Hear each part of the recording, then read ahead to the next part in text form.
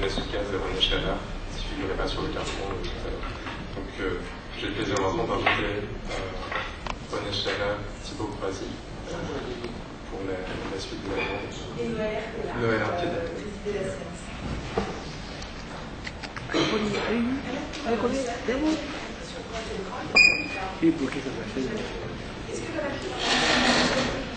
Oui, j'appelle les intervenants à me rejoindre. Allez-y, on y est.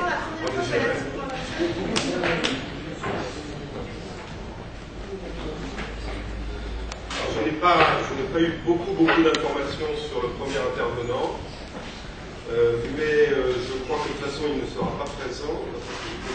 Qui va lire son texte? Johanna. Il est 5 heures. Elle a dit qu'elle venait à 5 heures. Elle peut passer à la fin. Sinon on fait comme ça. D'accord. Et bien on va d'abord donner la parole à René. Ceux qui ne plus. Vous allez bien. Vous êtes là.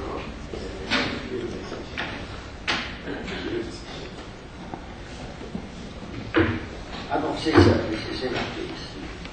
Alors, donc on ne présente pas évidemment René Scherer, professeur à l'Université de Paris 8, dont l'œuvre philosophique est bien connue, que je connais moi personnellement aussi pour de toutes autres raisons, puisque j'ai écrit une biographie d'Éric Rohmer qui sort prochainement, et vous savez, comme vous ne savez peut-être pas, Éric Rohmer est le frère de René Scherer, et on a accordé un témoignage passionnant à ce sujet. Il sera en bonne place dans le livre. Donc aujourd'hui, c'est pas pour parler d'Éric Rohmer que... C'est ça.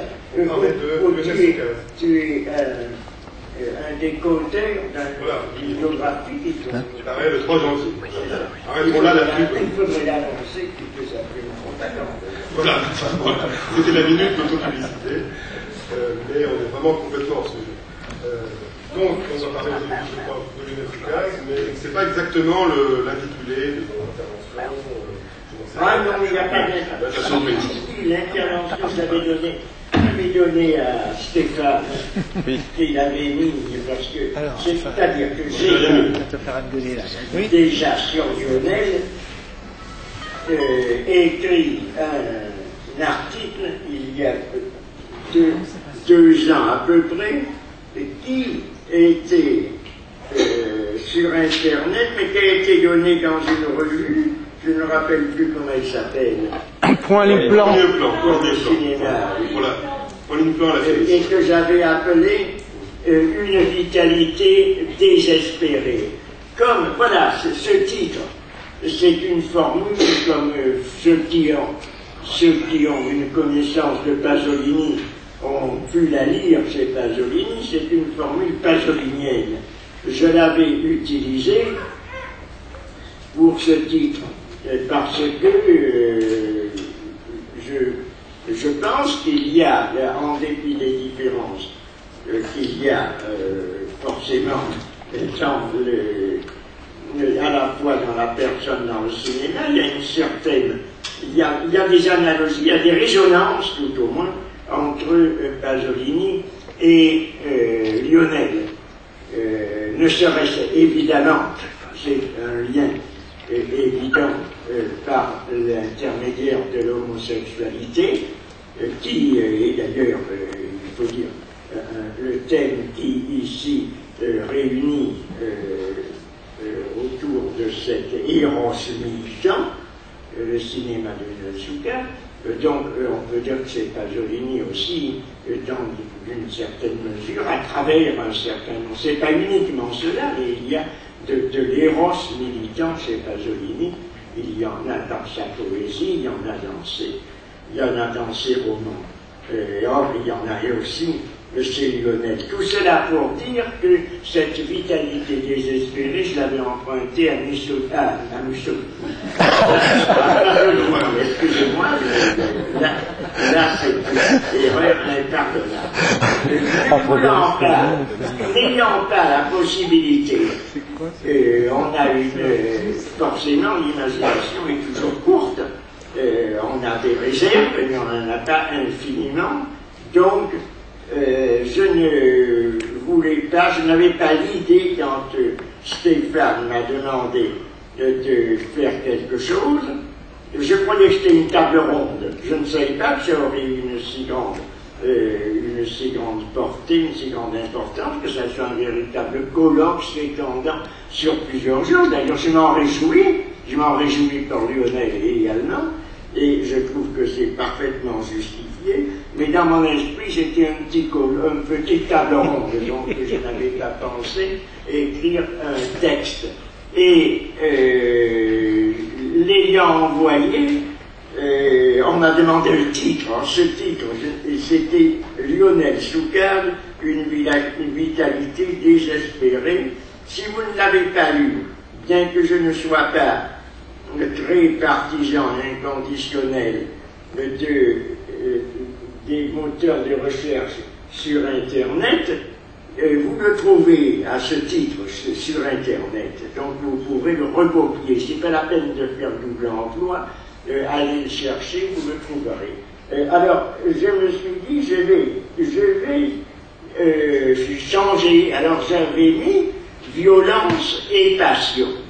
Violence et passion, c'était aussi pasolinien d'ailleurs, puisque Pasolini a écrit, comme vous le savez, un roman qui s'appelle Une vie violente, donc ça ne détournait pas non plus de la référence pasolinienne. Mais, ayant écrit Violence et passion, j'ai entendu aujourd'hui de la part d'une personne qui était à la table précédente, qui a dit des choses très intéressantes, mais je ne suis pas d'accord avec ce qui avait été dit, que j'avais entendu, et qui est intéressant, c'est uniquement autour de cela que je construis ce que j'improvise ici. Elle avait dit à juste titre, en parlant des éléments pornographiques, c'est-à-dire de représentation de sexe, de nu, d'actes comme la sodomie qui se trouve chez Lionel, effectivement, en particulier dans un certain nombre, pas dans toutes ses œuvres, mais dans un certain nombre d'œuvres. Je ne sais pas ce X, le sexe des anges, ou tout au moins ceux qui sont classés, je pense, j'ai l'impression sur le fait classer X comme celui qui n'est pas présenté, qui s'appelle Friend Boy, je pense, Boyfriend 2, qui ne peut pas être présenté en raison de la censure. Donc il y a effectivement une lutte de Lionel contre la censure, de la même façon que Pasolini a lutté toute sa vie contre la censure, mais contrairement à Pasolini, les films de Lionel n'ont pas été n'ont pas donné lieu à des procès contre la censure. Je ne sais pas comment il en a eu, Pasolini en a eu plus de 50, un nombre considérable. Et toutes ces œuvres et tous ces films ont été soumis à la censure italienne. Il a dû s'en défendre en permanence. Lionel a dû s'en défendre. Nous avons eu même, lors d'une présentation dont je n'ai pas l'historique très présent à l'esprit, mais peut-être d'autres l'ont eu, une intervention des flics, mais c'était lors d'une présentation, je crois, de films, il n'y avait pas seulement ce Lionel, il y en avait d'autres. On a été amené vers ces années-là, donc ces films parlent 77 à peu près, on a été amené pendant quelques heures à un commissariat, je ne me rappelle plus lequel. Enfin, on rappellera cela si on en fait l'histoire. Je ne veux pas être long, je vous dis simplement quelques petites choses à bâton rompu. Donc il y avait cette confrontation de Lionel avec Pasolini, cette ressemblance avec lui sur le plan de l'héros militant, sur le plan du fait que ses œuvres sont soumises à la censure, et sur le plan que j'abordais à l'instant même, lorsque on a parlé de l'érotisme et de la pornographie, et également, alors il a été prononcé l'expression, c'est ça que je relève, et j'en discuterai volontiers parce que ça me semble important. Cette demoiselle a dit pour montrer qu'il n'y avait pas, qu'il y avait dans la présentation que Lionel fait de l'homosexualité ou de la pornographie, qu'il n'y avait dedans aucune violence. Et en disant tous les éléments pornographiques, si je résume bien ce que vous avez dit, si vous êtes là, tous les éléments pornographiques de Lionel sont accompagnés d'amour, il n'y a pas, ce n'est pas quelque chose qui est un amour qui conduit au crime, à la violence, non, il n'y a pas de... Pourquoi je ne suis pas d'accord avec cela et pourquoi je dis au contraire qu'il y a une extrême violence chez Lionel Soucave? Non pas du tout que je considère la violence comme étant l'assassinat, le meurtre, le crime ou le viol, quelque chose qui soit une prise, par exemple, d'une personne que l'on attache, que l'on opprime, que l'on attaque à plusieurs. Non, c'est pas du tout ce genre de violence. Ce genre de violence, on en a vu d'ailleurs un élément tout à l'heure. Je me contente de cela puisque vous en avez vu les éléments sur cet écran. C'est par exemple dans les petits moments où il y a X qui est ce film qui fait allusion d'ailleurs au film classé X, on voit les éléments de cette violence qui est construite par le montage. Au moment où on voit le pape, où l'on voit Bush, où l'on voit en même temps des scènes, plus ou moins des scènes, des corps nus, plus ou moins de pornographie, plus ou moins érotique, lorsqu'on voit également d'autres scènes qui peuvent être des scènes de guerre ou autres, enfin, tout un tas de superposition ou de succession extrêmement rapide d'images, c'est ça que j'appelle la violence de l'image. Et je pense également d'ailleurs que même lorsqu'il y a quelque chose qui n'est pas une construction de l'image à partir de ces éléments qui sont superposés de façon très rapide, qui se chevauchent et qui se répètent également d'une façon obsessionnelle, ou obsédante, plutôt obsessionnelle est un mot un petit peu malencontreux, une façon obsédante, il y a quelque chose qui est justement cette violence, qui est la force, qui donne à l'image la force, l'intensité, en reprenant là une expression et une analyse d'une personne qui est morte et que quelques-uns d'entre vous ont pu connaître, qui est notre collègue et amie Geneviève Clancy, qui a écrit, qui a passé sa thèse même avec un livre consacré à la violence poétique. Donc la poésie est violence. La violence c'est la force, c'est pas du tout quelque chose qui soit nécessairement, qu'il est aussi, qui soit nécessairement de ce que l'on appelle violence dans le langage courant, et une action destructive à l'égard d'autrui, mais c'est aussi la force, l'intensité. Pourquoi je ne dis pas intensité? Parce que le mot intensité est un peu abstrait, c'est un peu spécialiste. On peut dire également l'intensité, mais je dirais qu'il y a une violence extrême également chez Van Gogh, par exemple, dans l'usage de la couleur chez Van Gogh, bon, elle est nécessairement violente. Artaud ne s'y est pas trompé, puisqu'il a consacré tout son article sur Van Gogh à cette violence qui est également la puissance, l'intensité de Van Gogh.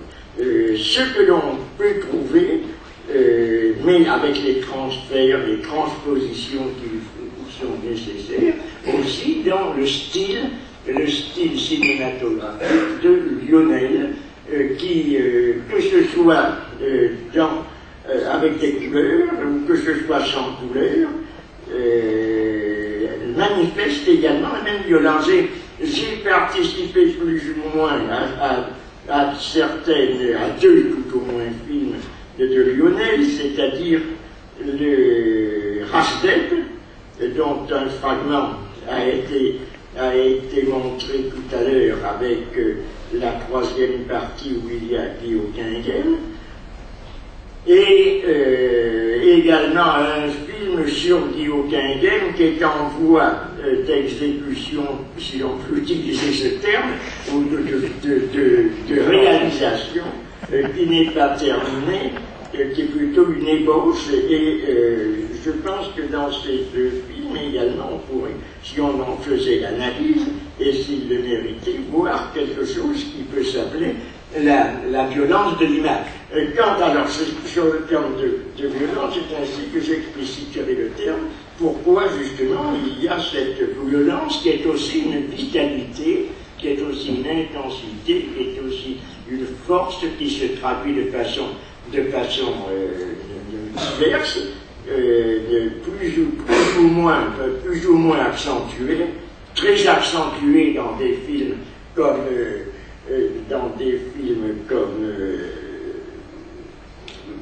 celui-là, X, moins accentuée peut-être dans la partie que l'on a vue de Rastek. J'ai beaucoup aimé d'ailleurs la confrontation entre parenthèses, par Bill Marshall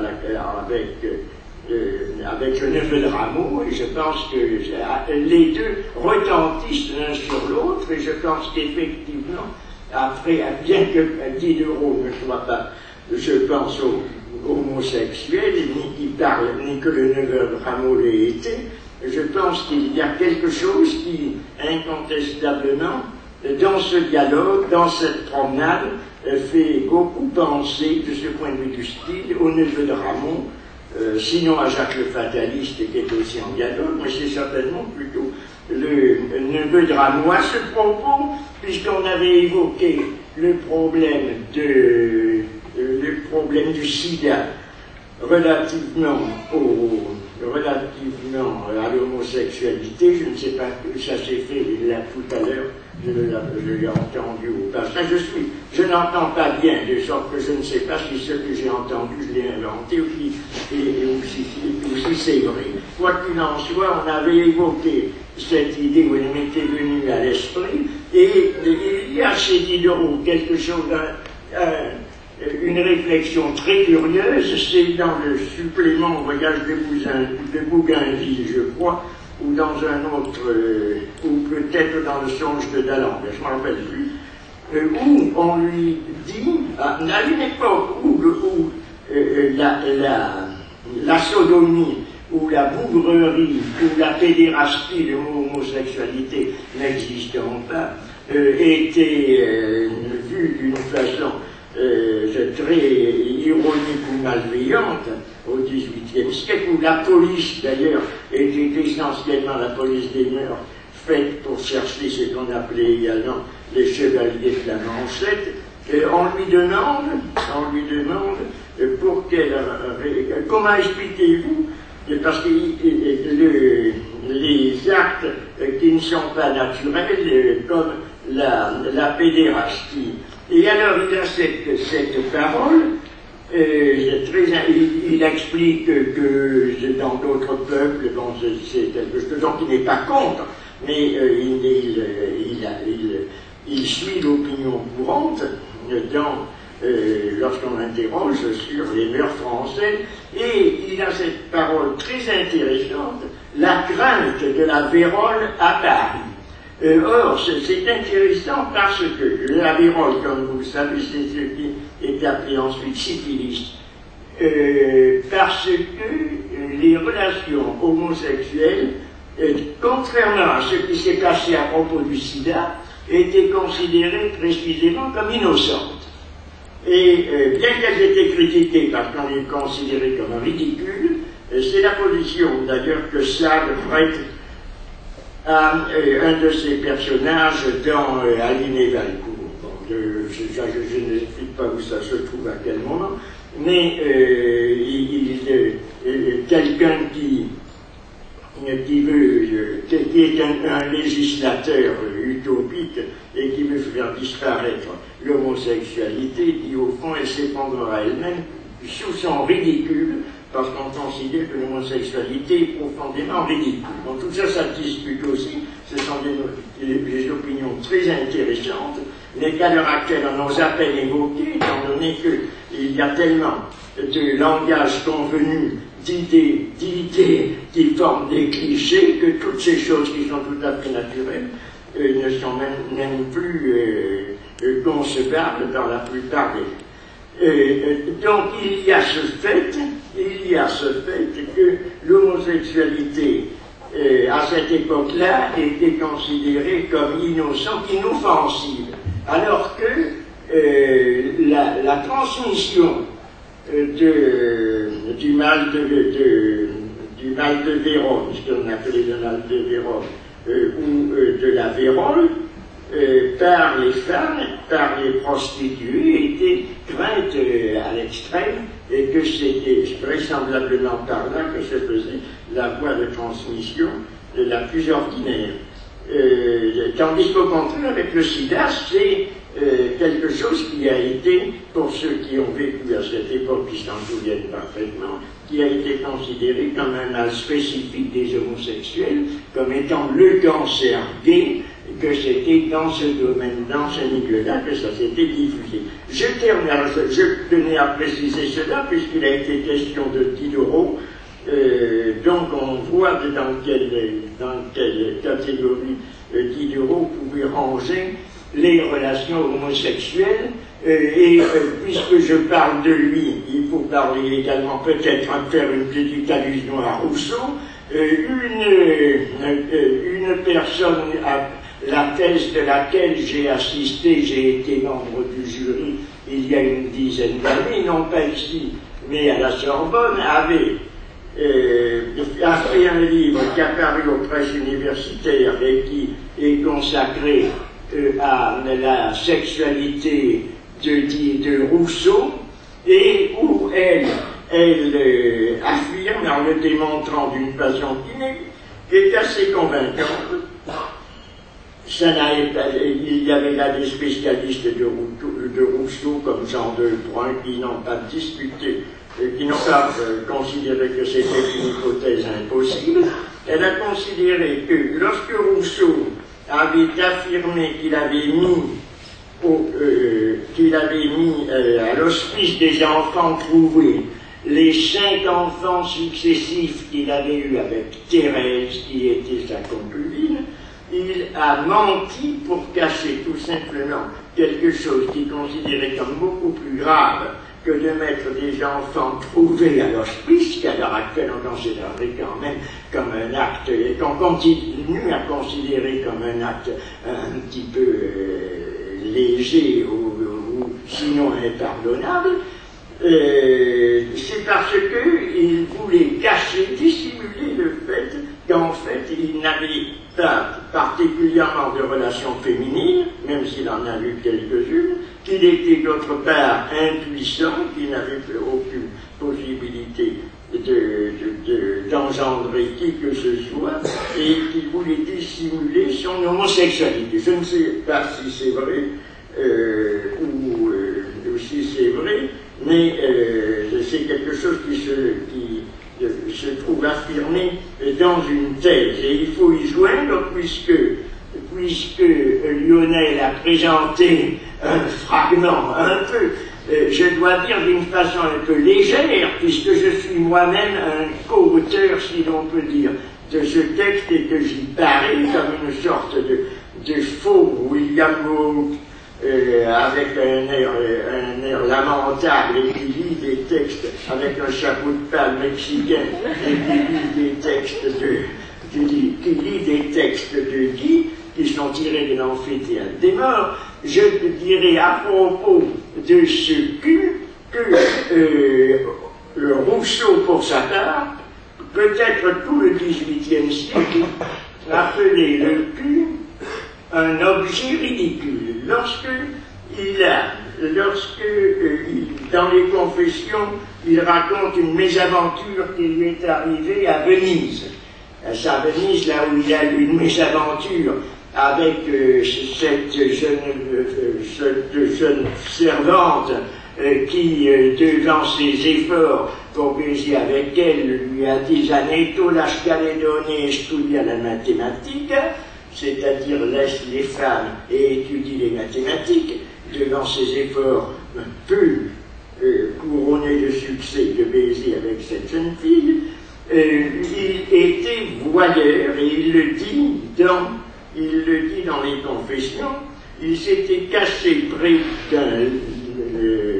d'un lavoir, l'endroit où il y avait des lavandières, et, dit-il, il a été puni pour cela parce que ces lavandières, ces femmes l'ont poursuivi dans toute la rue. Il a été obligé de se cacher, je ne sais pas où, dans un couvent, je ne sais pas quoi. Il dit, je leur montrais, il était exhibitionniste, je leur montrais non pas l'objet obscène, donc l'obscène, ça veut dire le devant, mais l'objet ridicule. Or, ridicule, ce qui montre bien que le cul sur lequel d'ailleurs est formé le mot de ridicule lui-même, il y a une sorte de redondance en quelque sorte, puisque le ridicule c'est rire du cul, donc on riait du cul, et lorsque l'on voit ce jeune homme que tu as présenté dans ce fragment montrer son cul, une assistance un peu cultivée peut se demander si il se moque de nous ou s'il montre effectivement son cul, parce que le cul a toujours une signification de moquerie. Je ne sais pas qui l'a utilisé, je crois que c'est Ken Loach dans Qu'est-ce qu'il a utilisé, parce qu'à un certain moment, alors que le petit garçon va chercher, va voler un livre à la bibliothèque, un livre qu'on ne veut pas lui donner, il y en a un qui détourne l'attention à la fenêtre, parce que c'était qui tire son pantalon également et qui montre son cul, de sorte que la bibliothécaire se précipite en le menaçant du doigt, et pendant ce temps, le petit garçon met le livre dans sa blouse, un livre sur l'élevage des faucons, je crois que c'était ça qu'il écoutait. Bon, je termine maintenant, pour ne pas vous lasser, en disant que ce qu'il y a également de violent, mais d'une violence salutaire également, mais qui n'a jamais cessé d'exister, qui même vraisemblablement se renforce, et se renforcera par la nécessité des choses au fur et à mesure que les gouvernements, les mentalités, comme on dit, et les mœurs se développeront dans le sens qu'elles ont à l'heure actuelle, c'est que la force du cinéma de Lionel, en tant qu'il s'appuie sur l'homosexualité, c'est précisément son éros militant. À l'heure actuelle, le militantisme est pour la normalisation, comme on l'a dit, d'ailleurs Bill Marshall l'avait dit aussi, et peut-être que dans le livre qu'ils ont écrit ensemble, les deux figures se répondent. Jean-Louis Bory a toujours été, qui est un homme remarquable et que j'aimais beaucoup, qui s'est suicidé à l'âge de 60 ans par une sorte d'imbécilité complète, puisqu'il considérait qu'il était trop vieux, alors qu'à l'heure actuelle, les gens de 60 ans se considèrent comme jeunes. Quoi qu'il en soit, là, c'est aussi des complexes et des mystères des individus que l'on ne pourra jamais élucider. Quoi qu'il en soit, le pauvre Jean-Louis Bory militait pour la reconnaissance à la normalisation. Tandis qu'on pourrait dire que Lionel a toujours présenté l'homosexualité en tant précisément qu'anormal, et le phare de Dioquinghem était un manifeste de l'anormalité, non pas la normalité en deux mots, mais anormalité. C'est-à-dire c'est précisément ce dont les homosexuels sont toujours recommandés, c'est d'être anormaux, c'est-à-dire de ne pas se soumettre à la norme, de ne pas d'entrer en opposition directe de front avec ce qu'il y a de plus difficile à contrer, ce à quoi il est le plus difficile de s'opposer, c'est-à-dire les mœurs communes, ce qui se fait, ce qui ne se fait pas, l'homosexualité est toujours entre deux fronts avec cela, et l'image de Lionel, je reviens à mon point de départ, et je termine, tire sa violence justement de cette transgression, de cette non-conformité permanente qu'il y a dans la totalité de ces films qui représentent directement le sexe et les activités d'ordre sexuel, ou qu'ils soient dirigés vers d'autres choses, comme d'autres histoires, comme ce qu'il a fait sur lui-même, sur sa mère, comme je ne sais plus d'autres films qui ne sont pas directement consacrés à la sexualité, ou alors comme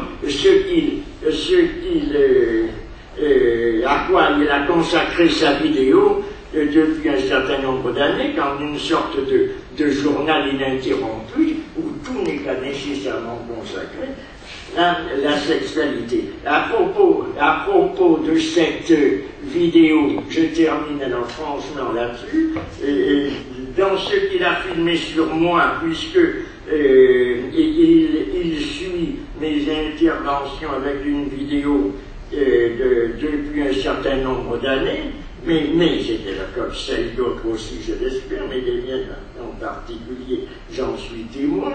Un des meilleurs souvenirs de cette vidéo suivie, c'est le gag involontaire qui a eu lieu à Rio de Janeiro, une fois que, par un extrême hasard d'ailleurs, il s'est trouvé que Lionel était au Brésil, alors que moi j'étais pour quelques jours à Rio de Janeiro pour célébrer Gilles Deleuze avec un certain nombre d'autres personnes à l'université, à une des universités, l'université d'État de Rio. Et il y avait une grande salle, il y avait beaucoup de personnes, et il y avait une table comme cela, où il y avait des personnes qui devaient s'asseoir.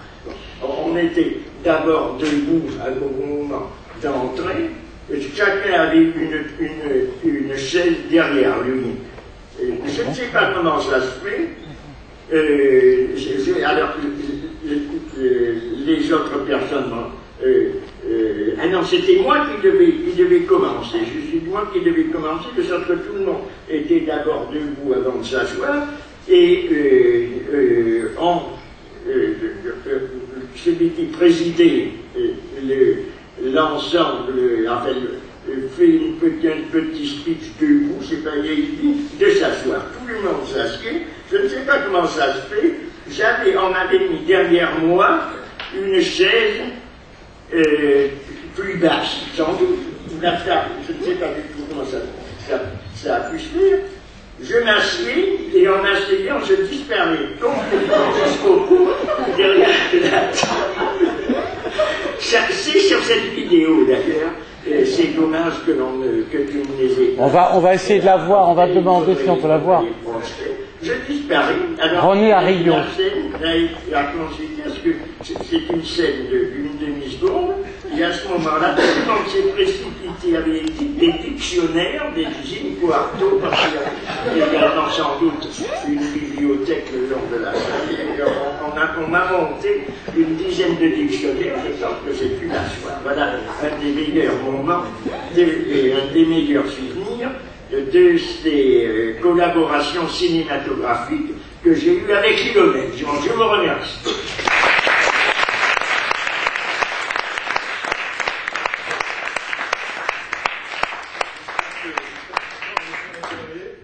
Que la chaise ne va pas rapetisser derrière vous. Merci René Scherer pour cet exposé passionnant. Je pense que nous garderons un temps pour les questions à la fin. On a le temps de passer le extrait ? Ah d'accord. Eh bien, on va peut-être lui donner la parole. Si elle est d'accord. On reprend notre ordre initial. Ça nous... Bonjour, on vous écoute. Tu expliques un peu, Stéphane? Alors, tu expliques que Maxime vient pas avec... Comment? Vous voulez passer le film là? Non. Vous pouvez le passer? Non, on peut le passer après le film, mais il faudrait expliquer que Maxime Forster ne vient pas et que... Oui, donc ça on l'a dit tout à l'heure, et on va le redire, Maxime Forster ne vient pas. Donc on peut dire en quelques mots qu'il est chercheur à l'Université de Dallas, qu'il a travaillé, je pense, sur le rôle de René Scherrer. Maxime Forster qui n'est pas là ce soir, mais dont nous allons entendre le texte, qu'il a travaillé aussi sur la transsexualité, et qu'il va nous parler de la dissémination jubilatoire du moi. Un programme chez Lionel Soucaz, enfin elle va nous parler. Je vais juste l'article. Voilà, donc elle a voulu nous lire son texte. Lionel Soucaz ou la dissémination jubilatoire du moi. C'est un peu tout l'univers de Lionel Soucaz qu'on retrouve condensé dans son court-métrage intitulé Autoportrait, et dont le titre ne devrait pas nous induire en erreur. Il s'agit certes d'un autoportrait, au sens où Soucaz, le réalisateur, se fait acteur par la représentation de son visage à l'écran. Mais cette représentation n'a pas pour but de fixer un visage sur un nom, de délimiter une identité dans la clôture d'une personne socialement immatriculée et reconnaissable. J'aimerais, dans le présent essai, développer l'hypothèse que la pratique du cinéma de Soucaz est à la fois une exploration et une prolifération du désir, et que cette recherche du désir passe par le démantèlement de la catégorie psychopolicière qu'est l'identité, identité rejetée comme instrument de surveillance politique et comme obstacle à un mode de vie dédié à la liberté des corps amoureux, corps peu soucieux de décliner leur nom, prénom, adresse, et de se retrouver catalogués dans un endroit précis, dans une catégorie immuable, dans la cartographie du masculin, du féminin et de la dissémination sexuelle. Le titre de mon intervention, Lionel Soucaz ou la dissémination jubilatoire du moi, propose donc une lecture du cinéma de Soucaz comme étant guidé par le souci de ne jamais entraver l'expression et la satisfaction des désirs par l'obstacle que constitue l'immatriculation sociale de l'individu amoureux. Revenons donc à cet autoportrait et à ce qu'il esquisse, plutôt qu'à ce qu'il définit. On aimerait ici oser le néologisme indéfinir, si l'on entend par ce verbe un travail visant à se libérer des définitions associées à la construction de l'identité. Dans l'autoportrait, le spectateur est exposé à un défilé d'images, se succédant plus ou moins rapidement les uns aux autres, mais sans lien linéaire, sans échafaudage narratif, et sans que les acteurs soient amenés à délivrer un message univoque, puisque la totalité de bande-son est constituée par 2 chansons de Valérie Lagrange. On ressort de cet autoportrait avec la sensation d'un brouillage et d'un fondu enchaîné permanent, même si, techniquement, il ne s'agit pas de fondu enchaîné, mais précisément de shoot d'images. Le brouillage vient d'une part de la résistance à la possibilité d'imposer la lecture claire et cohérente d'un message unique, et d'autre part, d'une application dans le domaine cinématographique de la pratique du collage utilisé en peinture, et qui consiste à coller sur un support divers matériaux pouvant être aussi variés, par exemple, qu'une page de magazine, un éclat de verre ramassé lors d'une promenade, ou des gouttes de sang ou de sperme ayant perlé d'on ne sait quel corps.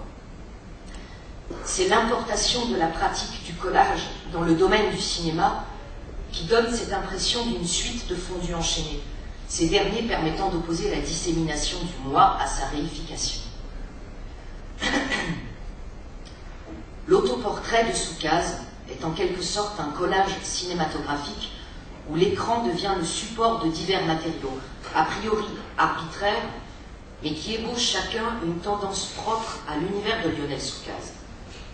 Le visage de Soucaz fait partie de cet autoportrait, mais il n'en est qu'une portion et compose avec d'autres collages une sensibilité thématique, une constellation unique propre à consteller ce qui constitue l'univers du réalisateur.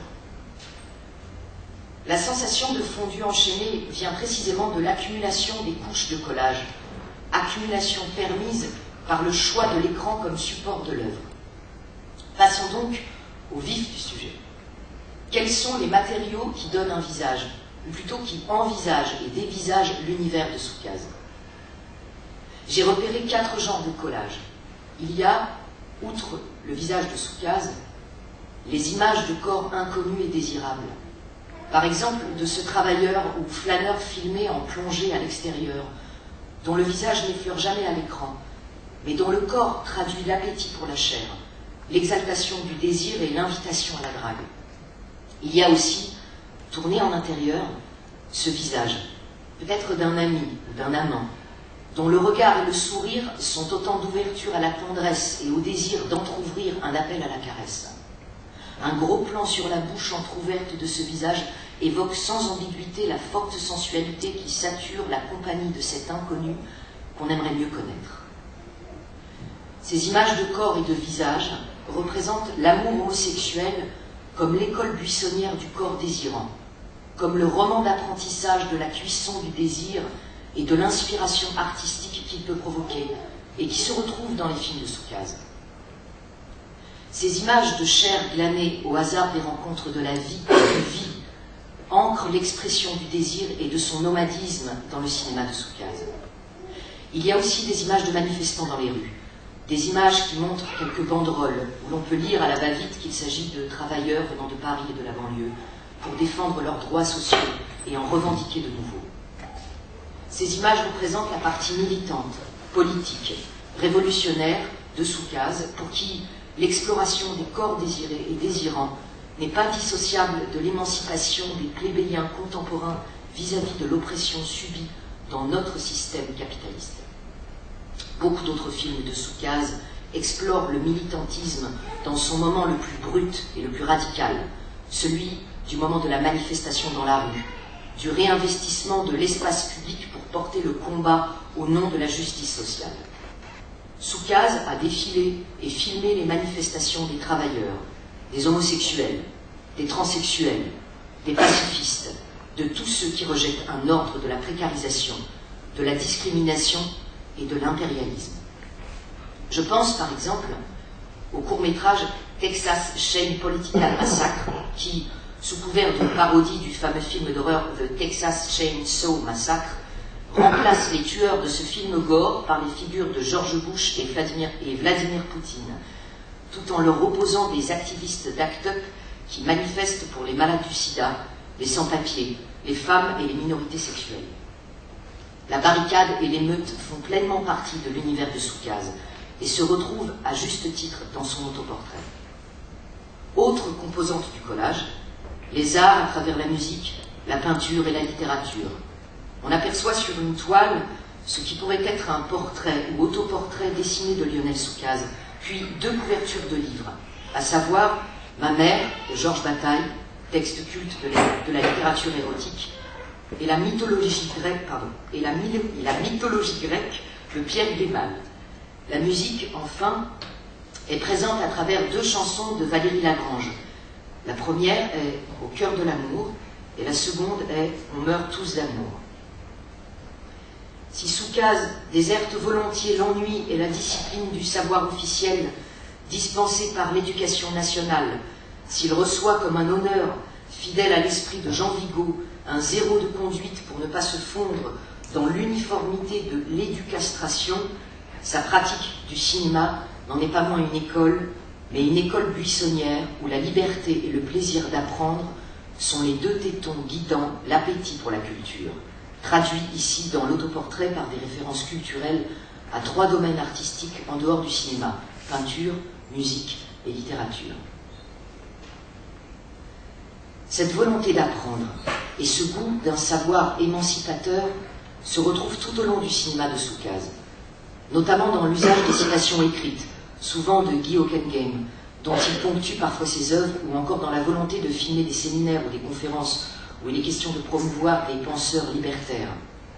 Je pense ici au séminaire donné par René Scherrer, filmé par Soukaz, et consacré à mettre la pensée au service de la révolution des corps et des âmes.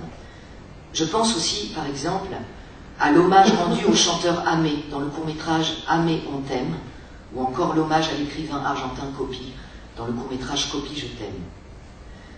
Les paroles des deux chansons de Valérie Lagrange choisies par Soukaz donnent aussi une clé pour appréhender l'univers de Soukaz. C'est un univers de l'amour, un univers où l'on aime aimer, aime faire l'amour, aimer tomber amoureux des inconnus, des étrangers, des nourritures terrestres qui justifient et motivent la prolifération des désirs.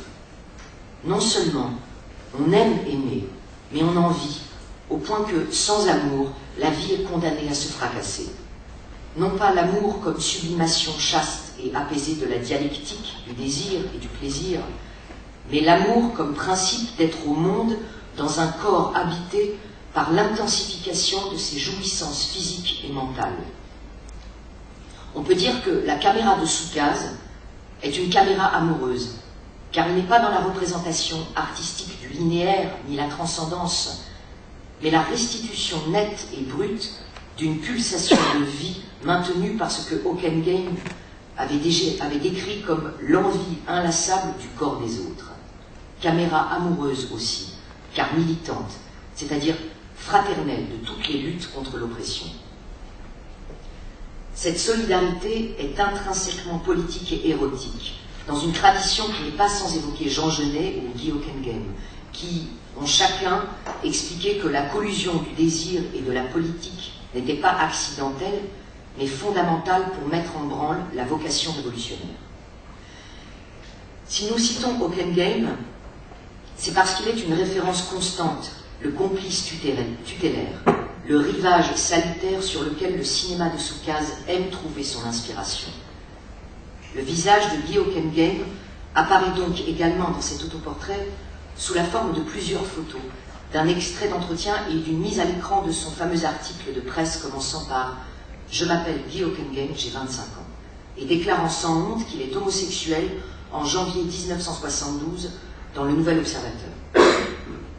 Le collage ne serait pas complet si, en plus de l'autoportrait, des corps désirés, des corps qui manifestent, du croisement avec d'autres arts et de la présence de Guy Hockenheim, il n'y avait pas aussi des images descriptives de paysages urbains ou d'intérieurs d'appartements, égrénant ici et là des photos d'enfants, ou encore un ciel bleu où la fumée blanche de 2 avions vient de constituer un X en plein azur. Ce X caractérise bien l'univers amoureux de Soukaz.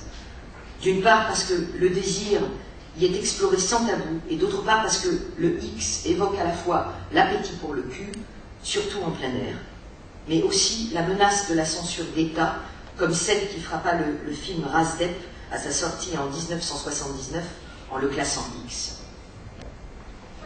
Ce X, en plein air, c'est un peu le manifeste du cinéma de Soukaz, la volonté d'inscrire publiquement et poétiquement le bonheur d'être pénétré du désir d'aimer et d'être aimé. En analysant cet autoportrait de Soukaz comme un collage, j'espère avoir montré que l'identité du réalisateur devait être appréhendée comme ouverte, hospitalière, turgescente, tendue vers la projection et l'interpénétration, c'est-à-dire dans la dissémination jubilatoire du moi. Dans la suite de cet essai, j'aimerais d'une part insister sur l'importance du triangle relationnel entre Scherer, Hockenheim et Soukaz, et d'autre part définir le cinéma de Soukaz comme n'étant pas, paradoxalement, une œuvre au service du visuel, mais plutôt au service du tact, un cinéma à tâtons, en quelque sorte. Ces 2 points auront pour but d'illustrer pourquoi la quête au désir s'accompagne dans le cinéma de Soukaz du rejet critique et festif de l'identité. Lorsque je publie en 2007 « Penser le désir », pour proposer une introduction à la philosophie de René Scherer, il me semblait impensable de ne pas inclure un chapitre sur la complicité qui liait le destin et les pensées de Guy Hockenheim et de René Scherer. Aujourd'hui, à défaut de vouloir réécrire ce livre, j'aimerais suggérer qu'il est intellectuellement fécond d'intégrer le triangle relationnel Hockenheim, Scherer, Soukaz pour avoir une clé de lecture du cinéma de Lionel Soukaz. Ce triangle relationnel est ancien et accompagne Soukaz dès les débuts de son cinéma. Guy Hockenheim et René Scherer ont ponctué le cinéma de Soukaz par leur présence physique devant la caméra, c'est-à-dire par leur rôle dans certaines œuvres, dont la plus célèbre est certainement Rasdep, où les 2 complices donnent de leur personne pour incarner l'histoire de l'homosexualité. La collaboration a été aussi et surtout intellectuelle, derrière la caméra, avec la participation à l'écriture de certains scénarios. C'est ainsi que Guy Hockenheim apparaît comme le co-réalisateur de Rasdep et que René Scherer est le co-réalisateur du moyen-métrage Guy & Co. Emporté par le sida en 1988, la disparition de Guy Hockenheim ne marque pas la fin du triangle relationnel, mais plutôt sa mutation où les deux amis restants, Scherer et Soukaz, ne cessent de prolonger le souffle de Hockenheim en fêtant son esprit et son souvenir dans d'autres œuvres, dont la plus mémoriale, si je puis dire, est Guy & Co. En bon lecteur de Deleuze et Guattari, Hockenheim avait retenu, lors de la publication du Désir homosexuel en 1972, que plus on libérait ses désirs, plus on se libérait de son identité, ou plutôt de l'identité que la société voulait nous faire endosser pour mieux nous délimiter et nous surveiller. À partir du désir homosexuel, tous les livres de Hockenheim, qu'ils soient fiction ou essais, vont approfondir ce processus par lequel l'individu devient un ovni, un objet désirant non identifié, afin de ne pas être entravé par des étiquettes et des rapports de force dans sa permanente recherche de la satisfaction des désirs. Le film Guy & Co peut être vu comme un hommage rendu par Scherer et Soukaz à Hockenheim et à l'ensemble de son œuvre. Il ne s'agit pas toutefois de lamenter l'absence de l'ami regretté sur le mode du deuil freudien, mais plutôt de saluer la compagnie de son âme qui continue d'être une source d'inspiration et qui ne cesse de féconder les jeunes libertaires d'aujourd'hui, prêts à poursuivre le combat initié hier par cette figure tutélaire. Parmi les citations de Hockenheim qui constituent la colonne vertébrale du film, on trouve par exemple les trois suivantes, qui expriment parfaitement en quoi la déprise identitaire va de pair avec l'emprise de la jouissance. Toujours hors de moi-même, moi-même ne m'a jamais beaucoup intéressé. Être hors de moi, être à l'étranger. L'identité, illusion et blasphème. Visage fugitif, visage frère, sœur, jumeaux, entrevue dans la rame du métro. Vanité du moi, de sa vaine identification. Au fil du film Guy & Co, de jeunes hommes égrènent ces citations et se font les réceptacles vivants de la philosophie du désir et de sa libération selon Guy Hockenheim. Au début du film, un jeune homme déclame « J'ai 59 ans, je m'appelle Guy Hockenheim ». Et vers la fin du film, le cœur des autres jeunes hommes répète à l'unisson « Moi, Guy Hockenheim, l'unique et le multiple, errant de livre en livre entre Dieu et Satan ». On l'aura compris, Guy & Co, ce n'est pas Guy séparé d'autrui par la mort, le temps et la distance, mais Guy Hockenheim, bel et bien présent en autrui, toujours d'actualité et porté par les nouvelles générations. Si Guy est unique et irremplaçable, il n'est pas pour autant perdu et pleuré, mais fêté pour la façon dont sa pensée est source de ferveur et de combat, faisant se rejoindre, comme dans le cinéma de Soukaz, la révolution gauchiste et la révolution sexuelle. C'est encore à l'influence de Guy Hockenheim que je pense quand j'évoque le cinéma de Soukaz, non pas comme visuel, en dépit du support fondamental qu'est l'image, mais comme tactile. Dans le roman L'amour en relief, publié en 1982, Hockenheim bouleverse son lecteur en l'invitant à imaginer l'existence sans la vue, à travers les aventures d'un jeune prostitué bisexuel tunisien, Amar, devenu aveugle suite à un accident de scooter. Ce roman est l'occasion de dénoncer la dictature de la vision, c'est-à-dire la primauté accordée à ce sens contre les quatre autres, mais aussi le fait que la vision appelle la prison de la transparence, de la surveillance par panoptique, de la vie appauvrie et comme castrée par la permanence de la perspective. La critique de la vision par Hockenheim est rappelée par Soukaz et Scherer dans leur film Guy & Co. Lorsqu'une citation reprend une phrase d'Amar, s'écriant qu'il n'a pas le sentiment de la propriété de son corps, car cette propriété est la conséquence d'une idéologie de voyant. Loin de souffrir de ne rien voir, il se sent libéré par la perte de la vue et déclare « Civilisation du tact, les peaux sont mes images ». Voilà précisément où je souhaite en venir. Au fait que le cinéma de Soukaz, inspiré par Scherer et Hockenheim, est un cinéma non pas de la lumière de l'idéal et de la torche du flic, mais plutôt le cinéma qui s'affranchit de la discrimination visuelle pour augmenter l'intensité de ses désirs en explorant les corps à tâtons. Amour de backroom, amour dans l'ombre d'une porte cochère, entre deux buissons nocturnes, sous un pont, le long des quais de Seine, etc. Le cinéma de Soukaz privilégie le tact, l'anonyme, le non-narratif dans sa recherche du désir, plutôt que de passer par une claire et limpide galerie de mannequins aux attraits socialement formatés.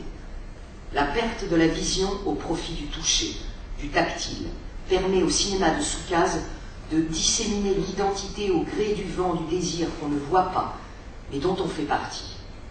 C'est notre regard qui se fait toucher lorsqu'il se pose sur une œuvre de Soukaz. Comme précédemment lorsque j'évoquais le visage et la bouche entrouverte de l'ami amant dans l'autoportrait, un visage et une bouche qui appellent la caresse plus que toute autre chose. Dans un essai coécrit par Ockengame et Scherer en 1986, L'âme atomique, la diffraction est proposée comme méthode de perdition de son identité à travers l'exploration d'une lumière marginale, presque spectrale, issue précisément de ce qui constitue la zone d'ombre de l'ordre social. Je cite. La diffraction se définit en optique comme le phénomène de déviation du rayon lumineux quand il rase les bords d'un corps opaque, d'un corps noir. Ces déviations provoquent des franges au contour des ombres étalées en arc-en-ciel.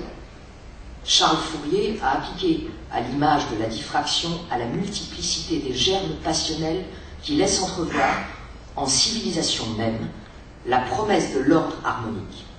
Avec Fourier, nous comprenons la diffraction comme la lumière qui naît de l'excès des ténèbres. Ici aussi, il me semble que l'usage fait par Ockengame et Scherer de la diffraction permet de combiner à la fois le rejet de la vision au profit du tactile, puisqu'il s'agit de rechercher une lumière atypique qui ne fleurit que dans l'obscurité, et le rejet de l'identité, parce que cette lumière éclaire la multiplicité et l'inassouvissement des désirs sans donner à voir la moindre identité sociale. Alors de grâce, en conclusion de ces réflexions et en clin d'œil, si j'ose dire, au court-métrage Shoot in the Back, qui pourrait être interprété comme la déjection du phallus merdique par l'anus devenu public, ne prenons pas la caméra de Soukaz pour un œil, mais par fidélité à l'esprit de Ockengame, enfant terrible de la philosophie qui décréta que notre trou du cul est révolutionnaire, disons que ce qui constitue l'originalité de la pratique cinématographique de Lionel Soukaz, c'est qu'il a fait de sa caméra un trou du cul rabelaisien, insatiable et libre, hédoniste et anonyme, prenant la dérive du désir comme seul guide pour tâter l'inconnu et s'en repaître pour notre plus grand plaisir. Maxime Forster. Je l'ai dit.